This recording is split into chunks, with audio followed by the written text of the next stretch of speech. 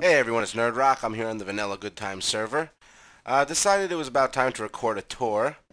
Since I don't really record much on here and definitely plan to in the future, decided it was only appropriate to start showing everybody around. And right about now you are probably hearing one of the first things I'm going to show you since it's unavoidable. I'll leave the sound up a little bit for now. But what I am talking about is the slime chime. And it is one of my creations. I will make an episode devoted to how this one works, because this is really just a prototype right now. But not too complicated. It is basically just a few notes in the scale attached to some pressure plates and a slime trap. But there are a few things that make it interesting, and I'm going to raise the volume a little bit and let you hear that for a minute. But the slime chime is going to continue to make noise as you walk around the base, as you can hear now. And the reason I like using slimes as opposed to anything else like chickens is that they're going to occasionally die or despawn, and sometimes there's going to be less of them or more of them. And it actually makes for an ambient music creation, actually, in vanilla Minecraft. Now, again, this is very basic. I'm going to make a pretty cool one in an episode. And gonna look forward to showing you that one. But in the meantime, I'm gonna harvest these guys. Keep in mind when I show you this tour that the way I function on this server is everything is pretty much a work in progress. I'm constantly refining things and improving them. So, I'm gonna start from the beginning here and give you the entrance of my base here. And decided to go for a wide door with little iron bars at the top. And it is actually a double piston. Oh, there goes the slime chime again. It's actually a double piston. I'm going to lower my sound back down. It's very loud probably right now. Anyways, it works on a double piston with sand, so that when the pistons go back down, the sand drops with it. So let me show you. Alright, I'm going to kill these guys. Now, this is a lot more enjoyable when I'm not trying to record something, but for now we'll just kill them. Anyways, so, that kind of ruined the shot of the door. Sand goes down when you open it. And sand gets pushed up when you close it. And I have a couple of different mechanisms. I have the button, as you can tell, and there's a button outside as well. Does the same thing. But I also put these little pressure plates here because if you're in a rush and you really just want to get in, you want the doors to close behind you. Simple as that. And it's pretty convenient. I like having both of them. I can easily walk through and avoid them if I want to. I got my little emerald blocks here just to show how pimped out I am on this on this server. Do quite a bit of mining, so I'm in good shape, as you can tell. Anyway, we'll take a look at the storage room now. Up above, you'll see this. This is my sugarcane farm. It's automated, so you could AFK here. It's not the fastest farm in the world, and it's not the most highest yielding farm in the world, but it works. You can also do it manually. We'll see what we get right now. It's probably not going to be too much. I think I just harvested it earlier. Yep, not going to be too much at all. It's going to be nothing. Anyways. Going to redesign that one of these days in an episode. Oh, here's my enchanting table. Nothing too fancy, but it's convenient. It's not variable to specific levels, but you can go... oops, 1 second. As you can see, you can record 1, 3, or 7, and you go on there. So it's actually variable enough, just like this in its current form, and it does the trick. It's pretty convenient. You have all my storage chests are here and labeled. Top ones are extra, so they're not labeled just yet. But we are stacked on supplies. I want to point out everything on this server is legit. None of the members of it on, none of the members on it have ops or admin status or any kind of mod commands. Okay, gonna lower my sound a little bit. Gonna bring me to the next thing. This is the mob system hooked up to an XP farm setup. So I'm gonna harvest these guys, even though I don't really need the XP. I'm at 32. It's kind of a waste, but just for demonstrations. Now, this is not a one-punch kill farm because the creepers and the zombies and skeletons all have a different kill time and kill amount, so it can't be in one-hit kill. Now it's in full drop mode. They will fall and die. Just leave me with the drops. As you can see, hit the button again, and they should survive the fall and be close to death. Again, it's not perfect. You have to use a sword. You don't want to risk creepers blowing up, but it works. When you're working around the base, when you're working around the base, they will just kind of fill up, and you can come back later and just like harvest some XP. So it's pretty convenient. It's just using the Eat Those Practical Mob system. I use that quite a bit. The reason is because, you know, I've tried a lot of things. I go into creative mode. I use world edit. So I've tried a lot of stuff, and I gotta tell you, for the amount of work that's required to build it, it's definitely the best one you can have. For the amount of work required, it's not tedious to make compared to some of the other things out there. You just need bricks and water. You don't need any signs. And honestly, it works pretty well. So we've seen some of this base. There's some other stuff in there, but I'm going to save that for another episode. You can see the wheat farm. Just going to show you a quick glance at a couple of things. Alright, here's my egg machine, which is loaded with chickens, and I'll show you what I do with this thing. I don't think this is anything too original, but it is convenient, so I'll show you what I do. Alright, so eggs are always going to fly into that inventory slot, and I will just stand here, throw them all straight in the air, and what's cool about the baby chickens is they will jump right in, because they will always go where the adult chickens are, so they will jump right on in there. And makes it very easy to keep a very high level of chickens in the farm. And when it comes time to harvest a couple of them, it's extremely convenient because of the setup that's here. Get a little glitch. Let me show you what I mean. I'll just kill a couple of them here. And all the chicken flesh and the all the raw chicken and the eggs are coming flying out, along with the XP and the feathers. So, like I said, it's very convenient. As you can see, the eggs pop out of here really fast. I probably have more in here than what's good for me. But, as you can see, there's no little chickens running around. They run right on in there. Yeah, sometimes they get thrown away. It's a funny little glitch. Anyways, using the old cocoa bean on the jungle tree as a fence, it's extremely convenient because you can walk in and they can't walk out. A lot better than the normal gate. As you can see, I keep my farms loaded. Have these sheep here just for decoration.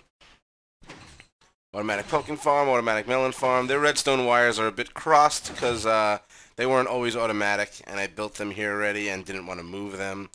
So they're connected now. Got a very simple regular sugarcane farm, but it's really mostly for looks. Got a cocoa bean farm. Nothing special. Don't really use it. Slime chime is going off. Not sure you can hear it, but I actually really like that thing. It's really cool. You'll be working out here sometimes, and you'll hear that thing start going off. It's like a wind chime, except by slimes. Alright, here's a potion room. Really love this design. It's just kind of a lava pillar surrounded by half slabs, and I think it looks great. It's one of my favorite parts of the base. A netherwort farm with auto harvest using dispensers. When 1.3 first came out, I was itching to use dispensers to spit water out and suck them back in. And I think it's one of my favorite things they've added into the game is the dispenser. I like it a lot. I'm going to replant those later. Not bother you with that now. I'm actually planning on making a much bigger potion room because this is not quite big enough for me. Decorative tree farm. Right over here. Here's our portal. And that leads into the Nether Hub, which I'm going to do an episode on as well, but not now. We have two gates on this side and that side. I think they're really nice. Now I want to point out a lot of the work on this base was done not only by me, but by my girlfriend. Her name is Cindy, or Morty Monkey is her Minecraft name. And she's helped me on just about everything in here, so a lot of the credit has to go to her. This is the flower machine, or the flower factory, whatever you want to call it. I call it the greenhouse. And there are more effective designs for this, but I like the little touches I put on. I like the fact that I use the half slab so you can still see outside, but the light isn't coming in. And I'll show you how this guy works. You basically just flip the switch, and the lights are going to oscillate, and every time you plant something, the lights turn off, and the flowers automatically get picked, allowing you to get plenty of flowers, assuming you have a mob system and unlimited bone meal. Anyway, just wanted to show you that real quick. The secret to that, by the way, is that there is redstone underneath all the soil, causing the block to update. Otherwise, the grass will not die from the light turning off. Alright, going to show you another thing I'm pretty proud of. This is pretty cool. Not this. This is just the tree farm. That doesn't get used to farm, so it's just decorative.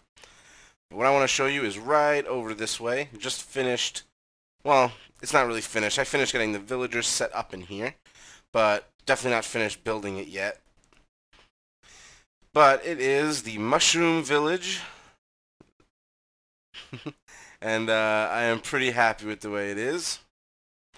Gonna make some sort of elaborate entrance at some point, but using one of these infinite villager spawning setups, or unlimited, I don't really know what you want to call this, but tried to make it look something like an apartment building. But my favorite part of this are these little mushroom houses we made. Now, we have plans to make a lot more of these, but I'd like to try to find the mushroom biome before we do that, because it is really a pain to plant these things without mycelium, because you have to build an entire dirt block around everything before they'll grow, and you have to make a big one so it'll fit inside of it, and it is just not convenient. But we have all our little villagers here set up and waiting to trade. We have some extra supplies in the rooms, but really happy with the way this came out. I think it's really great. And if any of the villagers die, they immediately breed to replace him. There's 3 golems here. It's pretty cool. I think what I'm going to do is set up a couple of shops all around here with some sort of system with mine carts to just push the villagers in there. And that should be a fun thing to do. Alright, what's next? I guess I'll show you my sheep farm. That's another thing I'm pretty proud of.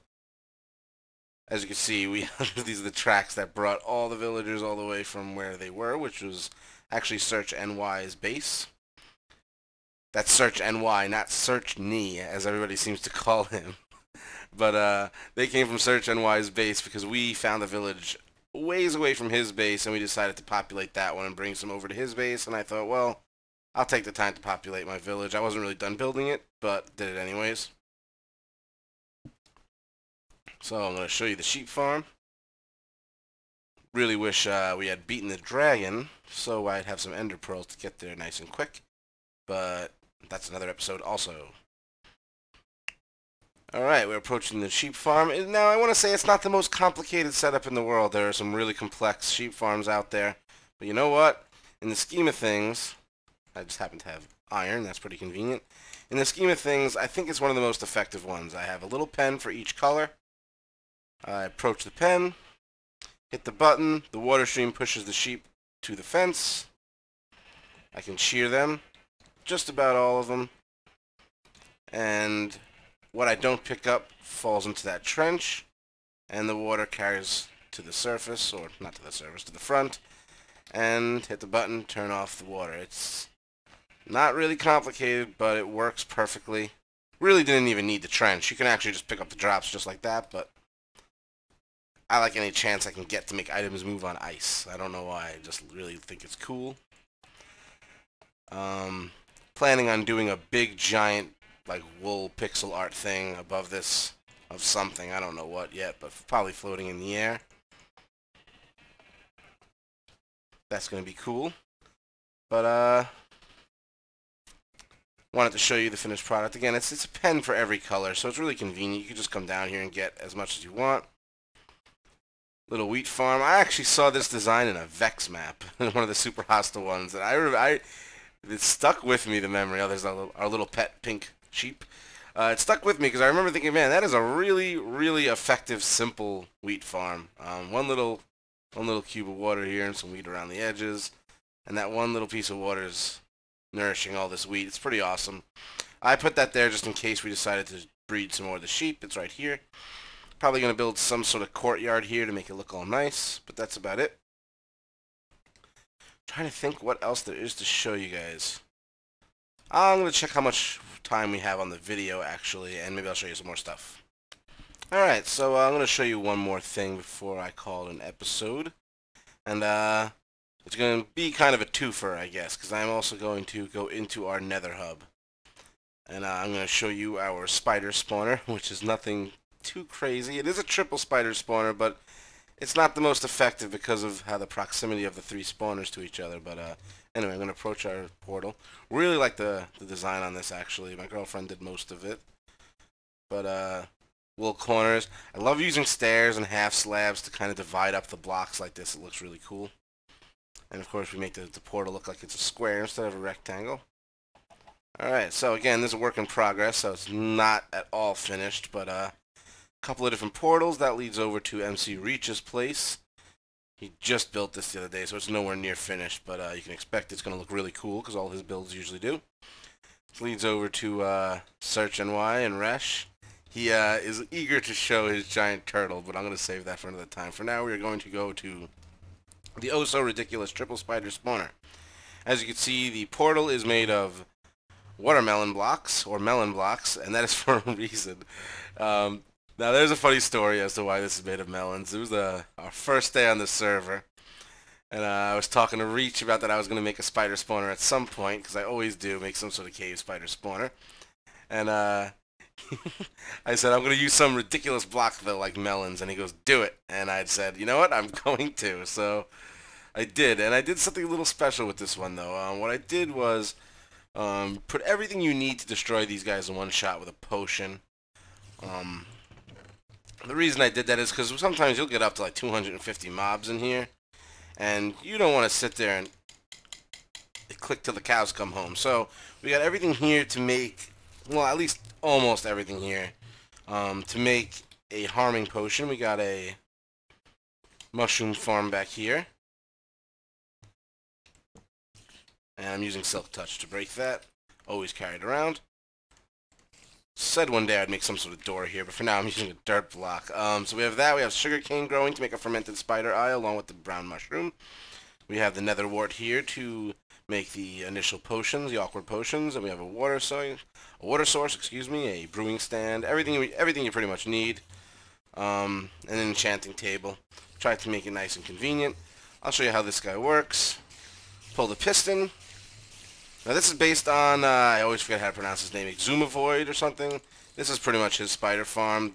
The only thing is, this is done a little differently than his are, because this is a triple, and I didn't see a video on how to handle it. Now I'm estimating, because it's always hard for me to remember where they are, but there's a spawner like here, there's one here, and then there's one like here. So because of their proximity, you get a little bit of loss on the spawning speed, but it's still a hell of a lot faster than a single. And leaves the green things falling from the sky here are going to bring me to my next thing I'm showing you guys. This is actually a little makeshift slime farm. Before I finished mine, this is where we got our slimes from. And oddly, it's not very active right now, but usually it actually works a little faster than mine. Mine just happens to be so convenient. But there you have it. There's a spider spawner that deactivates it. I actually have to add a couple more lights over there. It's not quite working right. But there you go. That's the spider spawner. And I hope you enjoyed my first episode of my vanilla server tours. I'm going to do a whole bunch more of them, and more than anything else, you're going to see a lot of pranking going on, because I don't really want to record a Let's Play on the server. It's an unpredictable environment. You never know what's going to happen. And also, it's really the place I come to unwind and play with my friends, so I don't want to record too much of actually playing here. But I'm very happy to show specific hijinks, like when I'm going to prank MC Reach. And I don't think he has any clue of what I'm planning. And I'm going to wait till he thinks I've forgotten. He got me real good earlier before I started recording. And basically what he did was he knew at the beginning that I was saving this villager, which is why I made this wheat farm. I saved this villager, not knowing how to do villager spawning at the time, but I saved this one villager who was doing a wheat trade, and I told everybody about it, and, you know, don't touch this villager, I need as much wheat as I can find, because I planned on, you know, abusing the trading system just a little bit and getting a ton of emeralds with wheat. So I come back to my base one day, and there are just like 35 chests all over my storage area, and a little sign that says, I knew you wanted wheat, but I couldn't fit it in my inventory. So here's what I came up with, and it was just 35 chests with a single loaf of bread in each one, which was really funny. I know it was meant to be a prank, and it was funny. It definitely was funny, but I put those chests to good use. That's gonna be an episode actually another time. But glad to get those chests. I needed them. They actually came in handy. So not the most vicious prank ever, but I'm gonna get him back with one that's equally not the most vicious ever, but it will be much more annoying. Anyways, looking forward to showing you that vid. Hope you guys enjoyed my first tour. I'm gonna show you a bunch more in another episodes. This is Nerdroc saying so long and keep on Minecrafting.